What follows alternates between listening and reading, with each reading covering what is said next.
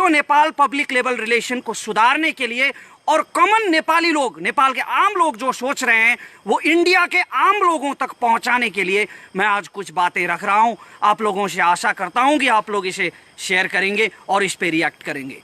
संपूर्ण राष्ट्रभक्त नेपालीहरूसँग म यो आग्रह गर्न चाहन्छु कि यो भिडियोलाई राष्ट्रियताको पक्षमा सक्दो शेयर गर्नुहोला।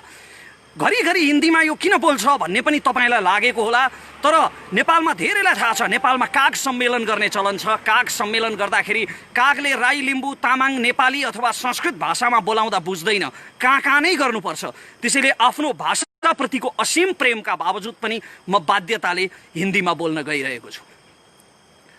आज मैं बहुत खुश हूं मैं, क्योंकि मैंने जो पिछले स्पीच में कहा था वो हमारे देश के केबल ऑपरेटरों ने किया है। मैंने कहा था कि आज तक और जी न्यूज जैसे, रिपब्लिक टीवी जैसे इंडियन मीडिया को बैंड कर देना चाहिए, और आज हमारे केबल ऑपरेटरों ने इन्हें बैंड कर दिया है। अगर मेरा बस चलता ना, मेरा बस चले तो 100 सालों के लिए बैंड कर दूं इन कमबख्तों को। अरे हमने इनके पिता का कर्ज लिया है क्या? इनके बाप दादाओं का कोई कर्ज है क्या हमारे ऊपर, जो हम पैसे भी देते रहे और इनके मुंह से अपने मुल्क की बेइज्जती भी सुनते रहे? इस पित पत्रकारिता के जवाब में नेपाल सरकार ने नहीं, नेपाल के केबल ऑपरेटरों ने, गलतफहमी मत रखिए, नेपाल के आम केबल ऑपरेटर्स ने इंडियन मीडिया को बैंड किया है, और ये इन्होंने बहुत सही किया है। ये बैंड रहना चाहिए।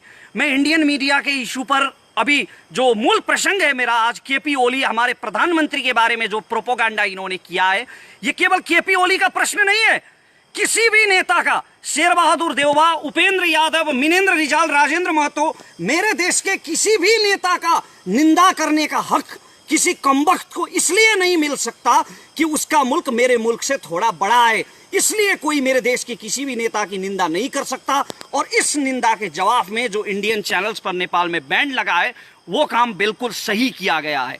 मैं उस प्रसंग पर बाद में आऊंगा। पहले मैं कुछ हवा जो मचा रखा है इंडियन मीडिया ने, कुछ bloody propaganda, anti Nepal campaign जो चला रखा है, उसके कुछ प्रश्नों का जवाब देना उचित समझता हूं। आप लोग कहते हैं, आपकी मीडिया कहती है, इंडिया की आवाम नहीं, इंडिया की मीडिया कहती है कि नेपाली चाइना के साथ हो गए हैं, नेपाली चाइना के डायरेक्शन पे काम कर रहे हैं, चाइना के डायरेक्शन पे ये काला पानी का विवाद उठा रहे हैं। काला पानी का विवाद तब से है, और वैसे वो विवाद है नहीं कुछ, हमारे राजे महाराजाओं ने आपकी दोस्ती का वास्ता करके, आपकी दोस्ती का ख्याल करके 1961 में आपको वो जमीन दे दी थी ताकि चीन से आप अपनी रक्षा कर सके, लेकिन आप लोगों ने कोई दोस्ती नहीं निभाई और उस पर कब्जा कर लिया। खैर जो भी माने, विवाद तो है काला पानी के विषय में, तो उसमें हम चाइना के डायरेक्शन पे काम कर रहे हैं ऐसा आपकी मीडिया कहती है। अगर हम चाइना के डायरेक्शन पे काम कर रहे होते ना मित्रों, तो इतिहास का एक प्रसंग मैं आपको सुनाता हूं। जब नेपाल में मातृका प्रसाद कोइराला प्रधानमंत्री की सरकार थी, तब हमने उत्तर की हमारी जो चीन की सीमा है ना, उस चीन की सीमा में 18 जगहों पर हमने भारतीय सेना के पोस्ट रखने की इजाजत दे दी थी। आपके और हमारे सुमधुर संबंधों का ख्याल करके, दोस्ती का ख्याल करके, चीन के साथ जुड़ी हमारी सीमा में आपके 18 पोस्ट रखने की इजाजत हमारी सरकार ने दे दी थी, क्योंकि हम लोग आपके साथ थे। और अगर हम अब इस वक्त चीन के साथ होते ना, तो चीन तो आपको दबाने में लगा हुआ है, लद्दाख में दबा रहा है, सिक्किम में पिट रहा है, गलवान में आपके 20 सैनिक मार दिए चीन ने। तो चीन आपको दबाने में जब अभी लगा हुआ है, घेरने में लगा हुआ है, अगर हम पूरी तरह से चीन के साथ में होते तो चीन की सेना को मेची किनारे लाके खड़ा कर दिया होता हमारी सरकार ने, आपके सिलीगुड़ी कॉरिडोर के बिल्कुल पास। वो सिलीगुड़ी कॉरिडोर जो इंडिया की नॉर्थ ईस्ट और इंडिया की मेनलैंड को जोड़ता है, उस सिलीगुड़ी कॉरिडोर के पास मेची किनारे आज चीन की सेना बैठी होती। अगर हम नेपाली चीन का साथ दे रहे होते तो नेपाल एक स्वाधीन राज्य है, और हम चीन का ना इंडिया का, हम किसी का भी पक्ष में और किसी के भी विपक्ष में हम कोई कदम नहीं उठाते।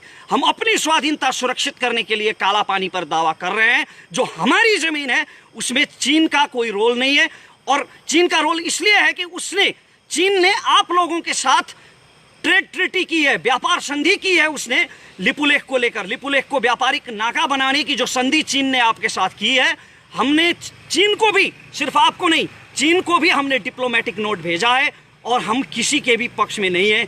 ये बात मैं क्लियर कर देना चाहता हूं। हमने हमेशा इंडिया के साथ दोस्ती निभाई है। कुछ मित्रों ने कहा था मेरे पिछले वीडियो पे कि इंडिया की बेइज्जती कर दी। नहीं, हम सम्मान करते हैं अपने पड़ोसियों का। जितना सम्मान आप हमारा नहीं करते। नहीं तो मैं जितनी अच्छी हिंदी आज बोल रहा हूं बिना किसी हिंदी बैकग्राउंड के, कोई भी इंडियन जो नेपाली ओरिजिन का ना हो वो इतनी अच्छी नेपाली बोल के दिखाए। हम हमेशा अपने पड़ोसी का सम्मान करते हैं। चाइना के साथ आपका जो प्रॉब्लम चल रहा है वो आपका प्रॉब्लम है। आप लोग पावरफुल हैं, आप दोनों देशों के पास बड़ी बड़ी सेनाएं हैं, बड़े बड़े हथियार हैं, तोपें हैं, मिसाइल हैं। आप चाइना के साथ लड़ो मरो, उसमें हमारा कोई सरोकार नहीं है। लेकिन मैं युद्ध की कामना नहीं कर रहा हूं, मैं सिर्फ ये कह रहा हूं कि चीन का और आपका जो विवाद है वो आप दोनों का अंदरूनी विवाद है। और हमारी सरकार ने लिपुलेख और काला पानी के विषय में चीन की सरकार को भी डिप्लोमेटिक नोट भेजा है। तो ये कैसे साबित हो गया कि हम चीन के साथ हैं? ये क्या हुआ मचा रखा है आपकी मीडिया ने। और एक और हुआ मचा रखा है कि नेपाल और इंडिया में जंग हो गया तो क्या होगा। बड़ा अहंकार है भाई आप लोगों को अपनी शक्ति पे, बहुत बड़ा अभिमान है आप लोगों को। इतने छोटे से देश के साथ जंग की कल्पना करते हैं और ये कहते हैं कि नेपाल इंडिया की सैनिक शक्ति के सामने नहीं टिक पाएगा। आप तो बहुत धार्मिक कहते हैं ना आप लोग अपने आप को। अभी तो बीजेपी की सरकार है, उधर आरएसएस की सरकार चल रही है, बहुत धार्मिक कहते हैं आप लोग। तो बड़े गजब के धार्मिक लोग हैं भाई आप लोग राम मंदिर के लिए लड़ेंगे, मरेंगे और सीता के मायके पे हमला करेंगे। वैसे भी आप किसके दम पे ये दावा कर रहे हैं? हमारे भाइयों ने आप लोगों के लिए, आप लोगों की जमीन के लिए, आप लोगों की स्वाभिमान के लिए लड़कर यहां गोली खाई है, माथे पे गोली खाई है। आपके जनरल सैम मानेकशॉ कहते थे कि अगर कोई कहे कि उसे मौत से डर नहीं लगता, अगर कोई कहे कि उसे मरने से डर नहीं लगता, तो या तो वो झूठ बोल रहा है या तो वो गोरखा है। तो हमारे गोरखा भाइयों ने आप लोगों के लिए गोली खाई है कारगिल की पहाड़ियों में, वरना पाकिस्तानी पंजाबी पठानों से हमारा क्या लफड़ा था। आप लोगों के लिए मरे हैं हमारे भाई। अभी मैं नाम गिनवाने जाऊं तो 1000 के करीब हो जाएंगे और ये वीडियो ऐसे 100 वीडियो कम पड़ जाएंगे। हमारे भाइयों ने जो पुरुषार्थ आप लोगों के लिए किया है वो गिनवाने जाऊं तो ऐसे 100 वीडियो कम पड़ जाएंगे। हमने हमेशा दोस्ती निभाई है और आप लोगों ने अभी इस दोस्ती का लिहाज नहीं रखा है। और आप लोग नेपाल से युद्ध की बात करते हैं। आप लोगों को शर्म आनी चाहिए, लज्जा होनी चाहिए नेपाल से युद्ध की बात करते हुए। हमने हमेशा आपके साथ दोस्ती निभाई है। लश्कर-ए-तैयबा का टेररिस्ट आसिम भटकल और टुंडा जो नेपाल में छुपे हुए थे वो हमारी अथॉरिटी की मदद से इंडियन अथॉरिटी के हवाले हुए हैं। अगर हमारी अथॉरिटी नेपाल में मदद नहीं करती तो थोड़ी पकड़ के इंडिया ले जाते उनको। डॉक्टर अमित कुमार रावत, आपके किडनी माफिया का किंग, जब यहां छुपा हुआ था तो हमने उससे पकड़कर आपके हवाले किया है। तो हमने हमेशा भारत का सम्मान किया है और भारत से दोस्ती निभाई है। लेकिन ये आप लोग हैं जो इस दोस्ती के खिलाफ जा रहे हैं। और स्पेशली इंडिया की आवाम का इसमें कोई दोष नहीं है। इंडिया की आवाम मैं समझता हूं कि हमारी ही तरह इनोसेंट है, जो आपस में समझदारी चाहती है। लेकिन आपकी मीडिया जो है, जो ये इंटेलेक्चुअल टेररिस्ट हैं, इस वक्त इंडिया को सबसे ज्यादा खतरा इन इंटेलेक्चुअल टेररिस्ट से है। ये बौद्धिक आतंकवादी जो आपस में नफरत फैला रहे हैं, अपनी बौद्धिकता का दुरुपयोग कर रहे हैं, ये लोग इंडियन अवाम को नेपाल के खिलाफ भड़का रहे हैं और नफरत पैदा कर रहे हैं। एक और बात मैं यहाँ पे बताना चाहता हूँ। आप लोगों ने बहुत ये हवा मचा रखा है। कुछ लोगों ने कहा था मेरे वीडियो के जवाब में, कुछ मित्रों ने भारत से कहा कि ये तो नेपाल ने जमीन छोड़ दी थी, कई सालों पहले काला पानी छोड़ दी थी, तो उसमें अभी काहे का विवाद। वो जमीन छोड़ दो ना, वो तो तुम लोगों ने कई साल पहले छोड़ दी थी। तो आप लोग छोड़ दो ना पाकिस्तान के कब्जे वाला कश्मीर, जो आपने 1948 में छोड़ दी थी। आपके प्रधानमंत्री नेहरू ने तो युद्ध विराम कर दी थी, सीजफायर लाइन वहां पे खींच दी थी, तो वो अभी पाकिस्तान के पास है। तो आप लोग क्यों दावा कर रहे हो उस कश्मीर पे? छोड़ दो ना। बुरा लगा ना मेरे ये कहने से? बुरा लगा ना?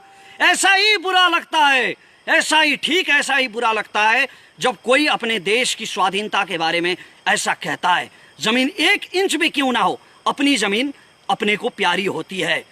और आप लोगों की तरफ से, भारत की तरफ से एक मीडिया पर्सन ने यह भी कहा था, मैंने एक मीडिया आर्टिकल सुना था जहां वो सज्जन ये कह रहे थे कि अभी काला पानी हमारे पास है, नेपाल के पास नहीं है।